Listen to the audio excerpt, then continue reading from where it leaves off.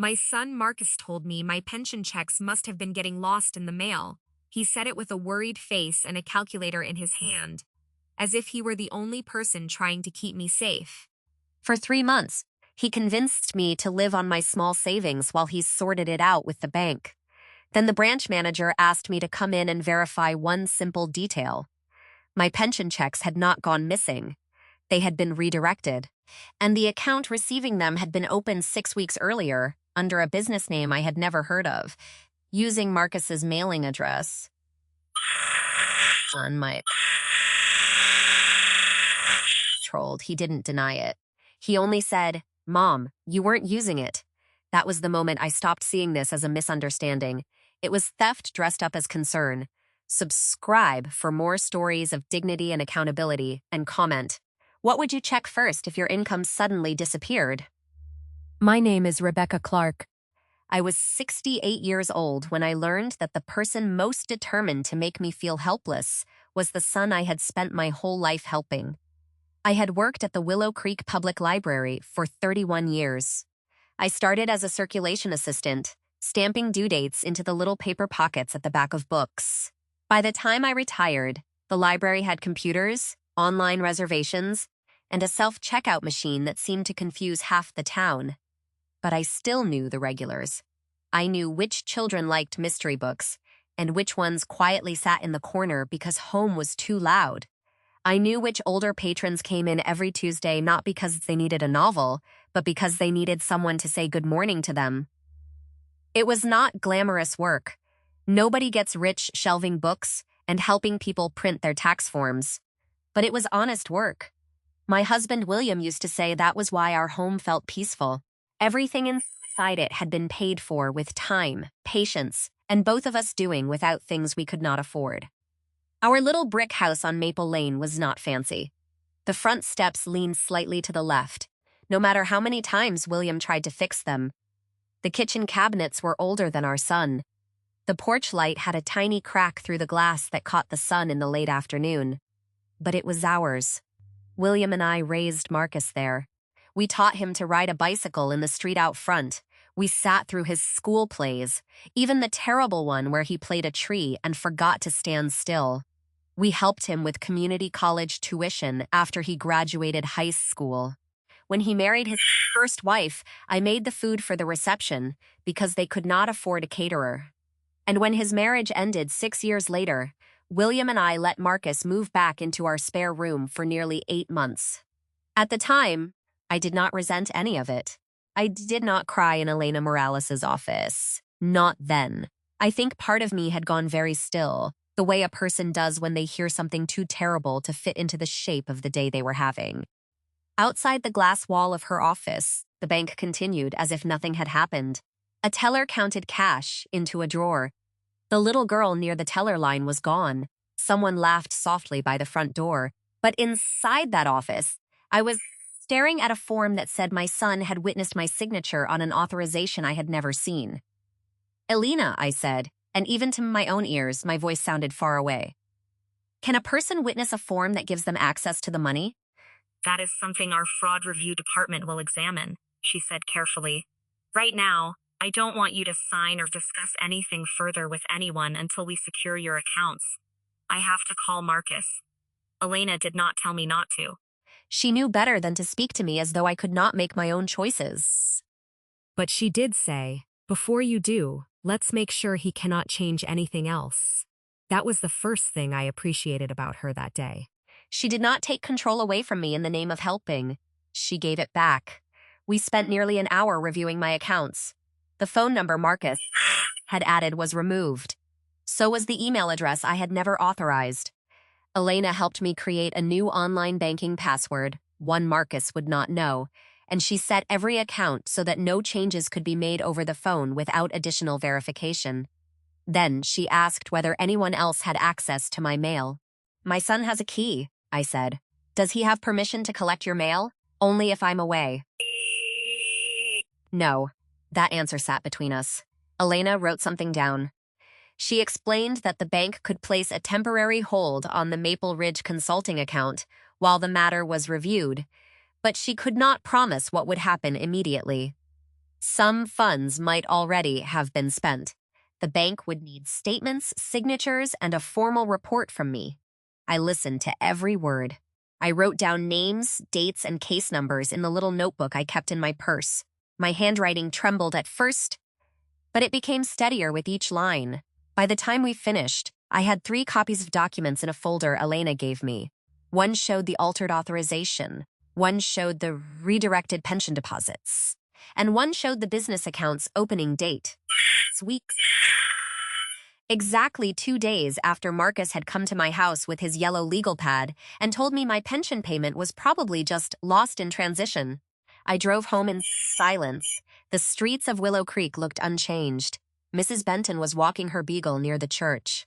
The hardware store had a handwritten sign in the window advertising tomato plants. A school bus stopped at the corner, though it was still early afternoon. Everything was ordinary. That was what made betrayal so strange. The world does not pause when you realize someone you love has been lying to you. Your neighbor still waves. The traffic light still turns green. Your house still smells like the coffee you made that morning. But you walk through all of it carrying a new truth, and suddenly every old memory starts asking you a question. When did this begin? How much did I miss? And how much did he think he could take before I noticed? I parked in my driveway and sat there for several minutes with both hands on the steering wheel. Then I looked toward the porch. There was an envelope tucked under my front door. At first, I thought it might be another bank notice. It was not. It was from the county clerk's office. I opened it right there in the car. The letter was addressed to Marcus Clark, care of Rebecca Clark's address. It said there was an upcoming hearing regarding a payment arrangement for delinquent business taxes. Maple Ridge Consulting, LLC. My breath caught. I read the letter twice. Then I put it in the folder with the bank documents. That was when the fear inside me began changing shape. Until then, I had been trying to understand why Marcus had done this. Maybe he was desperate. Maybe he had planned to pay it back. Maybe there was some explanation that would make the pain smaller. But the letter from the county told me something important. Marcus had not taken my pension money because he thought I did not need it. He had taken it because he needed it, and he had hidden it in a business account that was already in trouble. That evening, he came over as if nothing had changed. I heard his truck pull into the driveway at 6:15. He walked in through the side door without knocking, carrying a grocery store bag in one hand. "I brought you soup," he called out. "You sounded tired earlier." I was sitting at the dining room table. The folder was closed in front of me. I had made myself a cup of tea, but I had not touched it. Marcus came into the room, saw me sitting there, and paused. "What's wrong?" I looked at him. He was 43 years old. His hair was thinner than it used to be, and there were lines around his mouth that had not been there when he was younger. For one brief, painful moment, I saw the little boy who used to fall asleep in the back seat after baseball practice. Then I remembered the signature, the account, the 3 deposits. "I went to the bank today," I said. His face changed. Not much. He set the rotary bag down slowly. "Why?" "Because my pension payment is still missing." "I told you I was handling that." "No," I said. "You told me you were handling it." His eyes narrowed. "What did the bank say?" I opened the folder and placed the first page between us. He looked down at it. For a few seconds, neither of us spoke. Then he sat in the chair across from me. "Mom," he said quietly, "I can explain. Please do." He rubbed a hand over his... "It wasn't supposed to go like this." "What wasn't?" "The business account. The pension deposits. I was trying to keep things moving until I got a contract finalized. You redirected my retirement money into your company account. I was going to put it back. When? Soon." "That is not an answer." He leaned forward. "You have savings. You have Social Security. You weren't going to lose your house or go hungry." I felt something in me settle, not break. Settle. It was the moment I stopped, hoping he would tell the truth on his own. "You decided what I could afford to lose," I said. "I decided to borrow money from family when I needed help." "You did not ask. I knew you would say no." "Yes," I said. "I would have." His expression hardened. "Because you don't understand what it's like out there." "No, Marcus. I understand exactly what it is like out there. Your father and I worked 2 jobs when you were small. We skipped vacations. We repaired our own appliances. We saved coins in a jar so we could buy you school shoes before the fall semester. That was different. No, it was honest. He stood up so quickly that his chair scraped across the floor. You're acting like I robbed you. I looked at the documents again. You changed my bank information. You redirected my pension without my consent. You signed a form in my name and listed yourself as the witness. His mouth opened, then closed. That form was just paperwork. Paperwork can take a person's home. Paperwork can empty an account. Paperwork can tell the world that someone is too confused to speak for herself. He stared at me. Then he said the words that hurt more than I expected. Mom, you're getting worked up over something you don't understand. I had heard that sentence in different forms for months. You don't understand the app. You don't understand the bank. You don't understand business. You don't understand what I'm trying to do for you. But that night, seated at the table William built with his own hands, I understood perfectly. Marcus had been practicing a story about me. A story where I was forgetful. A story where I was dependent. A story where he was the patient son who had stepped in to manage things I could no longer manage myself. And the more I doubted myself, the easier that story became for him to tell. I understand enough, I said. You need to leave. His face turned red. You're throwing me out over a temporary transfer? I am asking you to leave my house. I'm your son. Yes, I said. That is why this hurts. For a second, I thought he might apologize. Instead, he grabbed the grocery bag from the counter. You're going to regret making this ugly. Then he walked out. The front door shut so hard that the picture frames in the hallway rattled. I stayed at the table long after he was gone. I did cry then. Not loudly. Not dramatically. I cried the way you cry when a grief you thought you had survived returns wearing a different face. William had been gone 3 years.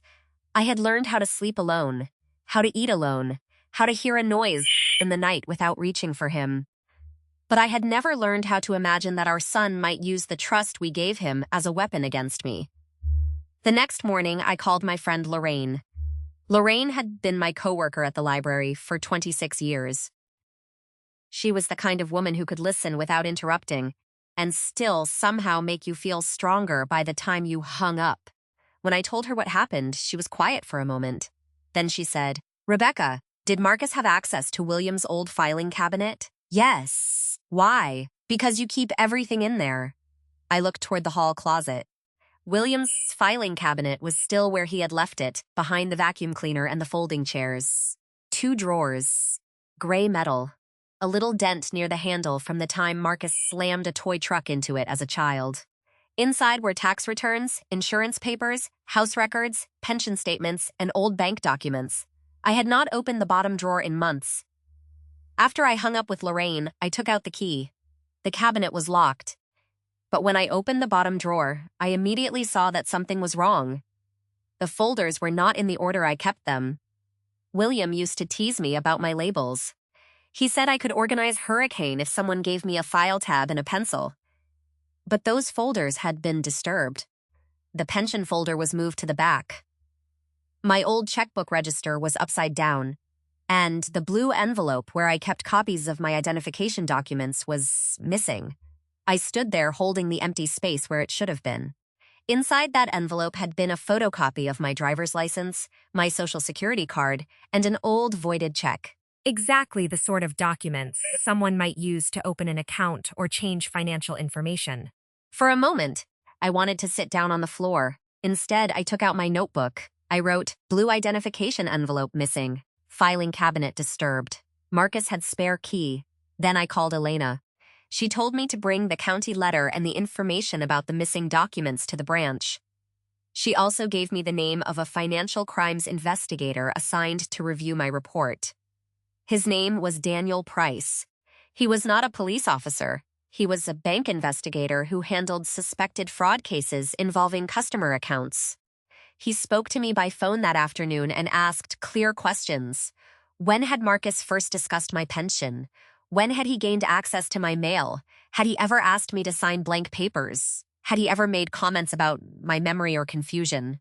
That last question made me pause. Yes, I said. How often? More than I realized. Mr. Price was quiet as I explained the conversations. He asked me to repeat Marcus's exact words whenever I could remember them. Then he said, "Mrs. Clark, I need you to understand something.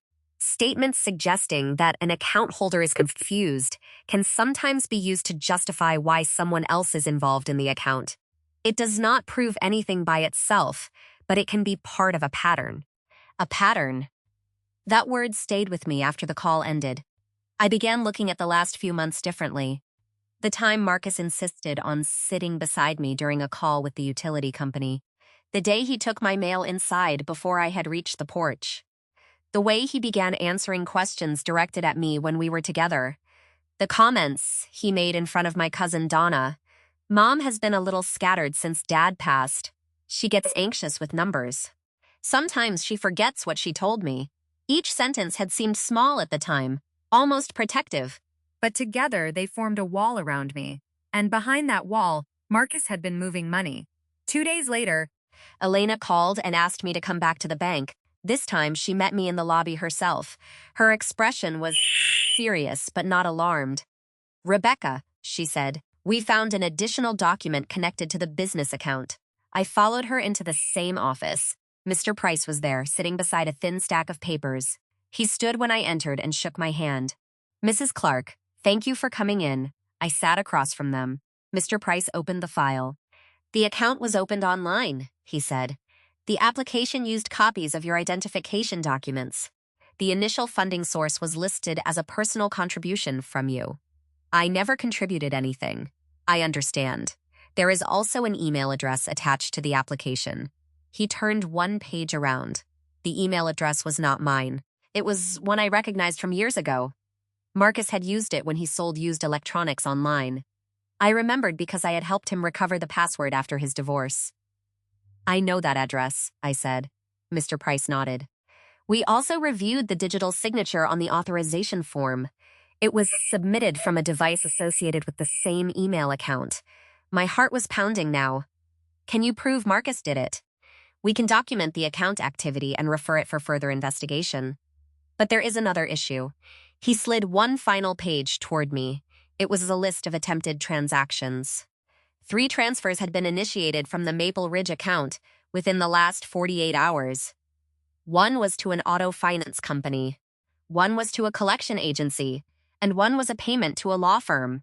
The law firm's name meant nothing to me until Mr. Price explained what it handled.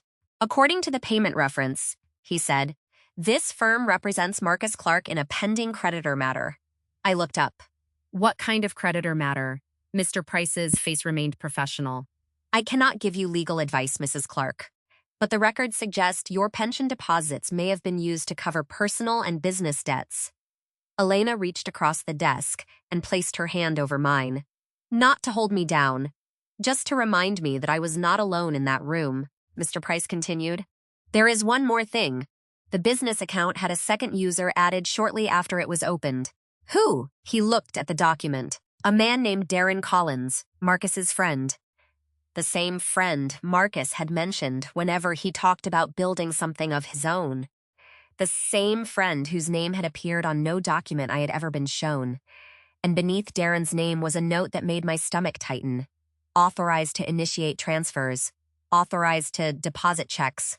Authorized to access account records. My retirement money had not just been hidden from me. It had been placed within reach of a stranger.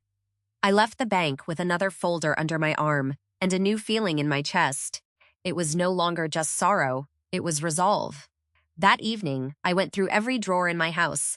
I found old pension statements, tax documents, and notes Marcus had written on scraps of paper. In the pocket of a winter coat I had not worn since February, I found a postcard from my pension administrator. It was dated almost 4 months earlier. The message was short. It thanked me for requesting an update to my direct deposit information. I had never seen it before, but I remembered exactly where that coat had been hanging. In the hall closet, right beside the filing cabinet. In a place Marcus had no reason to be unless he had been looking for something. I placed the postcard in my evidence folder. Then I sat down at the dining room table and called the pension office myself. This time, I did not let anyone speak for me. I gave the representative my information. I asked for every change request made during the previous year. I requested copies. I asked for the date, method, and contact details associated with each request. The woman on the phone put me on hold. When she returned, her voice had changed. "Mrs. Clark," she said, "there is a note on your file that I need to read to you." I gripped the edge of the table. "What note?" She took a breath. "It says that your son contacted our office to report concerns about your memory. He stated that you had become unable to manage financial matters independently." For a moment, I could not speak. Then she continued. "Based on that call, a representative added instructions that all future account change requests should be confirmed through the contact number on file. Marcus's number. The number he had placed on my bank account. The number he controlled. I closed my eyes. All those months he had been telling me he was helping to find my money. But before the money disappeared, he had been preparing the path for it to disappear. And suddenly, I knew the missing pension checks were only the beginning. I did not sleep much that night. I kept hearing Marcus's voice in my mind. "Mom, you weren't using it." As if my pension was not the result of 31 years of showing up to work before the library doors opened. As if William and I had not spent decades making careful choices, so neither of us would have to depend on our child for permission to live. And as if preparing for old age meant I had somehow surrendered the right to decide what happened to the money I had earned. The next morning, I called Elena before the bank opened. "I need to report everything," I told her. "You already started that process," she said gently. "No, I mean everything." By noon, I was sitting in a conference room at the bank with Elena, Daniel Price from Financial Crimes, and a local attorney named Nina Feldman. Nina had been recommended by Lorraine's daughter, who worked in the county courthouse. She was not dramatic or intimidating. She wore a gray carried a legal pad, and spoke in a calm voice that made every question feel manageable. She began by asking me to tell the story in order. Not the painful version. Not the version where I apologized for not noticing sooner. The factual version. So I gave her the dates. The first missed pension payment. Marcus's claim that the money was lost. The updated bank contact information. The disturbed filing cabinet. The missing identification envelope. The altered authorization form. The pension office note saying Marcus had reported me as unable to manage my own affairs. The county letter addressed to him at my home. And the account statements showing my pension deposits moving into Maple Ridge Consulting. Nina did not interrupt until I finished. Then she asked, "Mrs. Clark, did you sign any document giving Marcus permission to redirect your pension payments?" "No." "Did you authorize him to report that you were unable to manage your finances?" "No." "Did you authorize Darren Collins to have any access to money belonging to you?" "No." "Did Marcus..."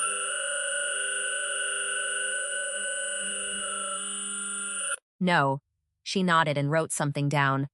"Then we proceed carefully," she said. "The bank handles its internal review.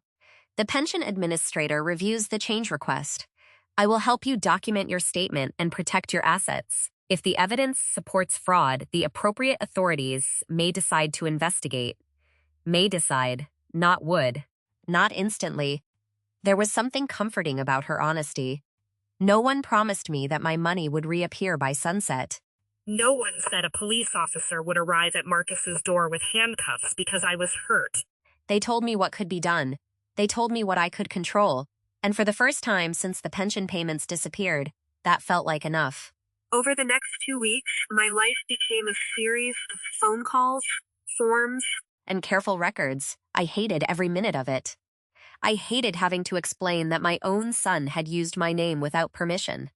I hated hearing the words identity documents and unauthorized transfer attached to the child whose fever I had stayed awake through, whose lunchbox I had packed, whose first apartment I had helped furnish with old dishes and borrowed money.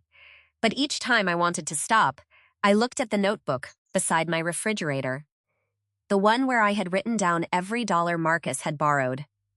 The one he had probably thought was just another sign that I was old-fashioned. That notebook became part of the evidence. So did the postcard from the pension office. So did the county tax notice. So did records from my phone company showing that the calls to the pension office had not come from my number. The pension administrator eventually provided a copy of the direct deposit change request. It had been submitted through an online portal. The request used my name, my social security information, and a security answer taken from a question I had used years earlier. What was the name of your first pet? Lady, a small brown and white beagle William gave me the year we were married. Marcus had loved that dog. He had known the answer since he was a boy. The request had also included a scanned copy of my driver's license. From the blue envelope in my filing cabinet. I sat at Nina's office and stared at that image on the page. That's my license, I said. Yes, she said. My address is correct. My date of birth is correct. Everything is mine. But the account information is not, Nina said. No. She looked at me carefully. Rebecca, this is important. The details he knew about you do not make what happened less serious. They make it clearer why you trusted him. That was the first time someone said it in a way I could accept. For weeks, I had been ashamed. Ashamed that I had let Marcus help with the bank calls. Ashamed that I had not noticed the changed contact information sooner.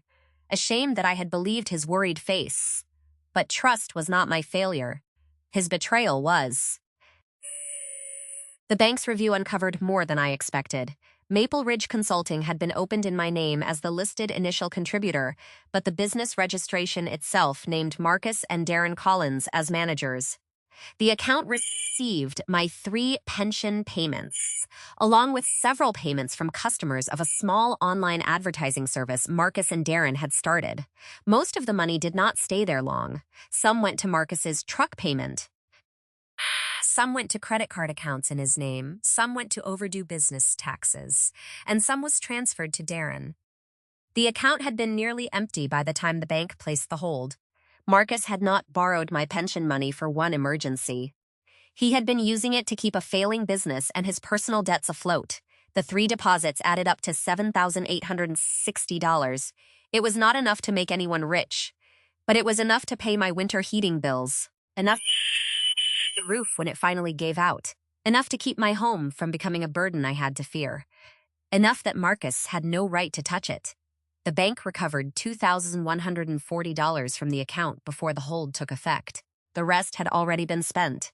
I remember hearing that number and feeling strangely calm, not because it did not matter, because the lie had become too large for denial. There it was in black and white. Every transfer, every bill he paid, every dollar that left an account connected to my name and benefited someone else. Nina's sent Marcus a formal demand letter. It explained that I disputed the authorization, that I had reported the matter to the bank and pension administrator, and that he was not to contact me about financial decisions except through counsel. She also advised me to change the locks. At first I resisted. He is still my son, I told her. Yes, Nina said, and that is exactly why you need a boundary that does not depend on another argument. So I called a locksmith. The man who came was named Mr. Harlan. He was in his 60s, with silver hair and a tool belt that looked older than my porch. He changed the front door lock, the side door lock, and the lock on William's filing cabinet. When he handed me the new keys, they felt heavier than keys should. Keep one somewhere safe, he said. I will. After he left, I stood in the entryway and looked at my door. For years, Marcus had come in without knocking, sometimes because I invited him. Sometimes because as I had given him a key and never imagined I would need to take it back. That evening, I put a small chain lock on the inside of the door, too. Not because I wanted to live afraid, because I wanted to feel safe in my own home. Marcus did not respond to the demand letter for 4 days. Then he came to my house. I saw his truck pull into the driveway just after 7 in the evening. The porch light was on. I was in the living room, folding laundry while an old detective show played softly on television. He knocked once, then again. Mom, he called through the door. Open up. I did not move. Mom, please, we need to talk. I walked to the door, but I left the chain in place. When I opened it a few inches, Marcus looked tired. More tired than I had ever seen him. His shirt was wrinkled. His eyes were red. For one moment, my heart pulled toward him. Then I remembered that he had used concern as a costume.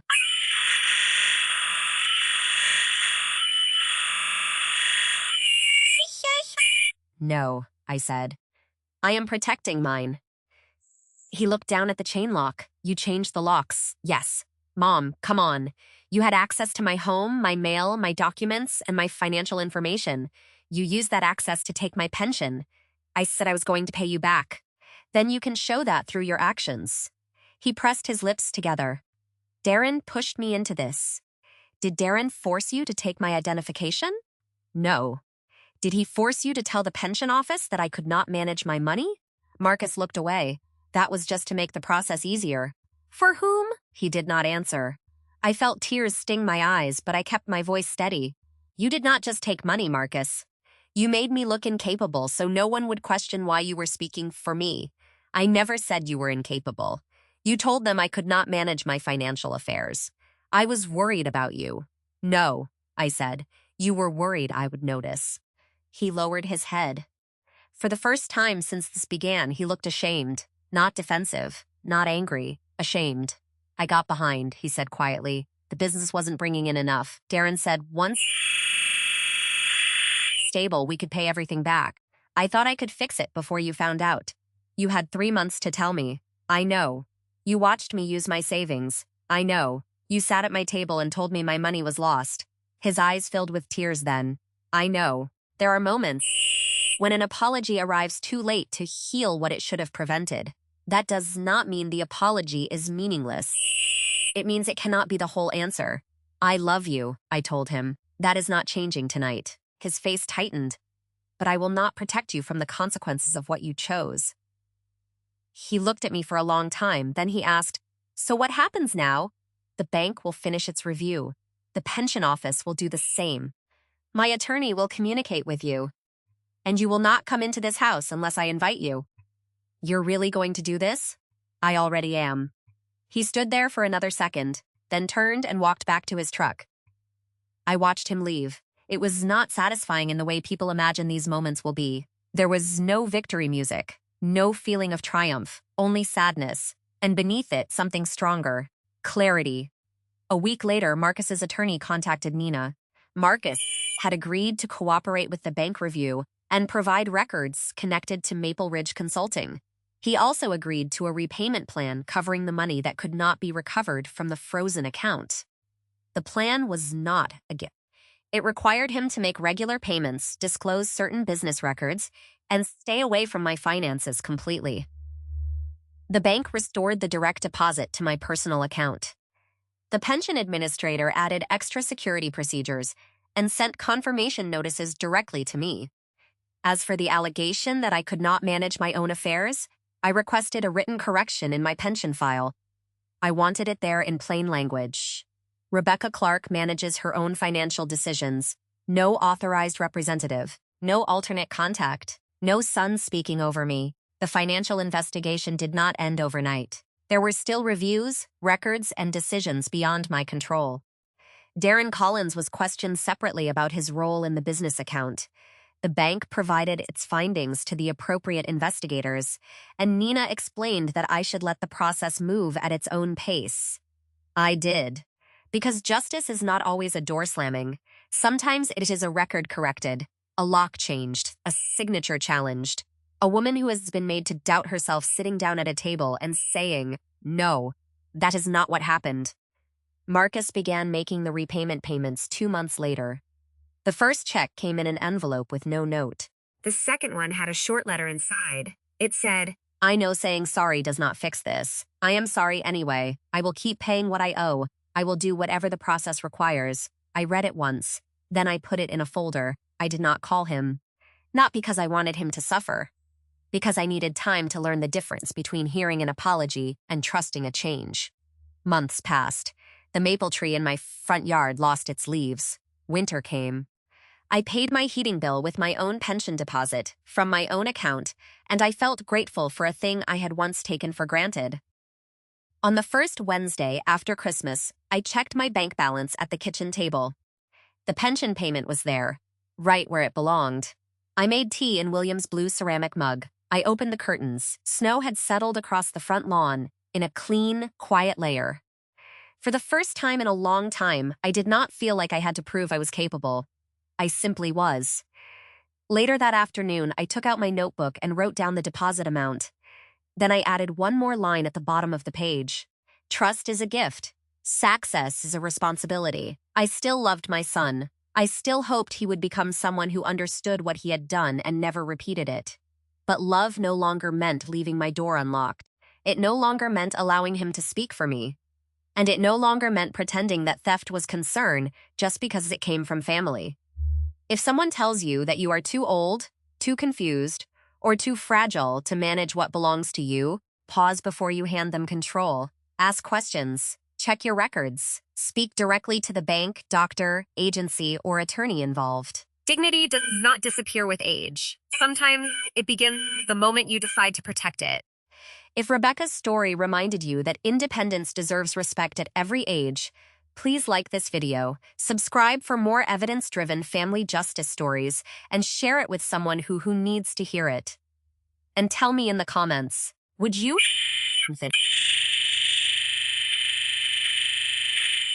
A mother sees her child struggling and wants to soften the ground beneath him. That is what mothers do. At least, that was what I believed. After William died, Marcus became more involved in my life. At first, I was grateful. Grief has a way of making ordinary tasks feel heavier than they should. The first time I had to call the furnace company without William beside me, I sat at the kitchen table with the phone in my hand for nearly 20 minutes. Not because I could not make the call, because I did not want to be the only one making it. Marcus started coming by every Sunday.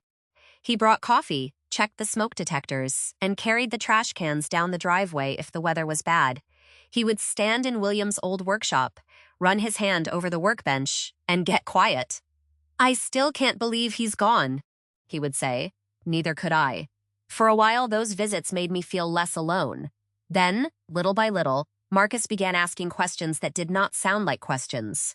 "How much do you have in savings now, Mom? Did you set up automatic payments for your utilities? Are you still driving all the way to the bank by yourself? Do you remember which account your pension goes into?" He always asked with a careful voice, never rude, never demanding. That was part of what made it so hard to see clearly. He would shake his head and smile when I answered. "You need to let me help you with this stuff," he said one Sunday afternoon. "You've had enough to deal with." I was standing at the counter, rinsing 2 coffee mugs. He had brought donuts from the grocery store, the powdered kind William used to like. "I manage it," I told him. "I know you do. I'm just saying, things are more complicated now." "Things have always been complicated." He laughed at that, but his eyes did not. Not like this. Online banking, identity theft, scams. Seniors get targeted every day. I dried my hands on a dish towel and looked at him. "Marcus, I am not a child. No one said you were." But he said it in the tone of someone who had already decided I needed to be treated like one. The first pension payment that failed to appear, I thought it was a simple mistake. My pension had been deposited on the 3rd Wednesday of every month for nearly 14 years. It was not a large amount, but it was dependable. Between that money, Social Security, and the savings William and I had built carefully, I could pay my bills, buy my groceries, keep up the house, and still put something aside for emergencies. On the morning I expected the deposit, I checked my account from the kitchen table. Nothing. I logged out and signed back in. Still nothing. I waited until after lunch. Then I called the pension office. The woman who answered confirmed that the payment had been issued. "It should be available through your financial institution," she told me. I called my bank. The representative said there was no incoming deposit listed. By the time Marcus stopped by that evening, I was anxious enough that I told him. He frowned immediately. "See? This is what I mean." "What do you mean?" "These systems make mistakes. Checks disappear.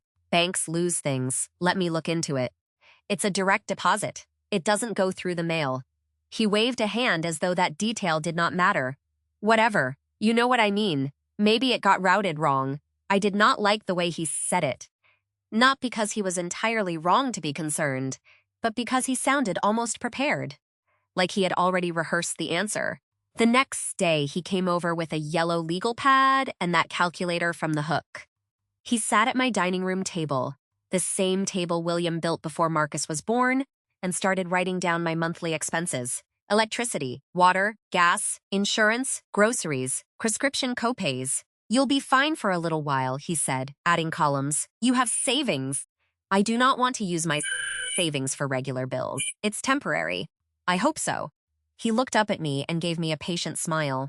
Mom, I'm handling it. That sentence should have bothered me more than it did. I was still grieving William. Alone, still trying not to become one of those older women I had seen at the library, the ones who apologized before asking a young clerk for help. So I let Marcus make calls, or at least, I thought I did. He told me he had spoken to the pension office. Then he said the bank was reviewing the problem. A week later, he told me there had been some kind of processing delay.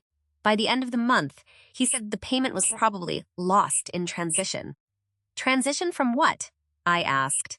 He was standing in my kitchen, scrolling through his phone, from one system to another. I don't know, Mom. It's bureaucracy. I watched him tap the screen quickly when I came closer. What are you looking at? Work stuff. Marcus had worked in sales for most of his life. The job changed every few years. First, it was office furniture, then home security systems, then medical billing software. He always had a business card. He always had a reason why the next opportunity was going to work out better than the last one. At that time, he told me he was building something of his own. I did not understand exactly what that meant. I knew it involved a website, a friend named Darren, and a lot of late-night phone calls. I also knew he had begun borrowing small amounts from me. $40 for gas. $75 because a customer payment had been delayed. $120 for a utility bill he swore he would pay back Friday. I kept a note. William had taught me that habit. Every amount that went out, every amount that came in, every check number, every repair bill. When Marcus borrowed money, I wrote it down. Not because I expected to hold it over him, because details matter when you have worked too hard to earn what you have. During the second month without my pension payment, I began noticing. Marcus did not call me from the bank anymore. He only called after business hours. When I asked for the name of the person he had spoken with, he said he could not remember.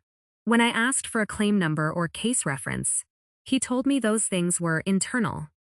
One afternoon, I found an envelope on the floor by my front door. It had been pushed through the mail slot while I was out watering the flowers. The return address was from the Willow Creek Community Bank. For a moment, I felt relieved. Then I opened it. Inside was a notice explaining that my online banking contact information had been updated. The email address listed was not mine. The phone number listed was not mine either. It was Marcus. My first thought was that the bank had made another mistake. My second thought was worse. I called Marcus immediately. He answered on the fourth ring. Hey, Mom, why is your phone number on my bank account? There was a pause. Just 1 second. But it was long enough. I updated it for you, he said. You kept missing the verification texts. I did not ask you to update it, I know, but you were getting frustrated with the app. I do not use the app. Exactly. That's why I was trying to help. I sat down slowly at the kitchen table. What else did you change? Nothing. Don't make this into something it isn't. Marcus, you put your number on my account without telling me, so you wouldn't get locked out. You're welcome. The words landed hard, not because they were loud. Marcus had never needed to raise his voice when he wanted to make someone feel unreasonable. He had a gentler method. He made you feel guilty for noticing what he had done. I want it changed back, I said. I'll take care of it. No, I will take care of it. His tone sharpened for the first time. Mom, you are overreacting. I am asking information. And I'm telling you, I was trying to protect you. Protect, that word again. It had begun to feel like a locked door. The next morning, I drove to the bank myself. I wore my navy cardigan, the one with the loose button near the bottom. I brought my driver's license, my pension statement, and the envelope Marcus had not expected me to see. The lobby was quiet. A young man was helping someone at the ATM. A little girl sat in a chair near the teller line, swinging her legs while her father filled out a deposit slip. I had been banking there for more than 20 years. The branch manager, a woman named Elena Morales, had helped William and me refinance the house after his heart surgery. She was not a close friend, but she knew our names. She knew William had died. When I asked to speak with her privately, she looked concerned. She led me into her office and closed the door. Rebecca, what can I help you with? I handed her the envelope. I need to know why my contact information was changed. And I need to know why my pension deposits have stopped. Elena studied the notice, then typed something into her computer. At first, her expression was neutral. Then she stopped typing. Mrs. Clark, she said carefully, when did you last come into the branch to make changes to your account? I have not made changes. She looked at me again. Did anyone come with you? No. Her eyes returned to the screen. May I ask you one more question? Yes. Have you authorized someone else to receive information about your accounts? My son had permission to help me ask questions. Nothing more. Elena leaned back in her chair. I'm going to need a few minutes to review this. I felt cold all over. Is something wrong? I can't say yet. But I would like you to stay here. She picked up the phone, spoke quietly to someone in another office, and then looked at me with the kind of calm expression people use when they are trying not to frighten you. That frightened me more than anything. A few minutes later, Elena came back with a printed page in her hand. She placed it face down on the desk between us. Rebecca, she said, before we discuss this, I want to be clear. You are safe here. No money will move from your personal accounts while we review the activity. I stared at her. What activity? She turned the paper over. At the top was the name of a business I had never heard of, Maple Ridge Consulting, LLC. Below it was a checking account number, and below that were 3 deposits. Each one matched the exact amount of my missing pension payment. Elena folded her hands. This account was opened 6 weeks ago, she said. The mailing address on the account belongs to your son, Marcus Clark. For a moment, I could not make sense of the words. I saw the numbers. I saw my pension deposits. I saw my son's address, but my mind kept trying to turn them into something harmless, a mistake, a misunderstanding, a temporary arrangement I had forgotten agreeing to. Then Elena slid a second page toward me. It was an authorization form. My name was printed at the top. The signature at the bottom looked almost like mine. Almost, but I knew my own handwriting, and I had never signed anything that allowed my pension money to be redirected. Elena lowered her voice. Mrs. Clark, did you authorize this transfer? I looked at that crooked imitation of my name. Then I looked at the 3 missing deposits, and for the first time I understood that Marcus had not been trying to find my money. He had known where it was all along. He had put it somewhere I would not see. I reached for my purse, but my fingers were shaking so badly I could barely close it. Elena, I whispered, what do I do now? She did not answer immediately. Instead, she looked down at the printed records one more time. Then she said, first, we protect your accounts. After that, there is something else you need to see. She turned her computer monitor slightly toward me. On the screen was a scanned document dated nearly 2 months earlier. It was the form that had started everything. And in the box marked Authorized Representative, someone had written Marcus's name, but that was not what made my breath catch. At the bottom of the page, beside the signature that was supposed to be mine, there was a witness line, and the witness was listed as Marcus himself.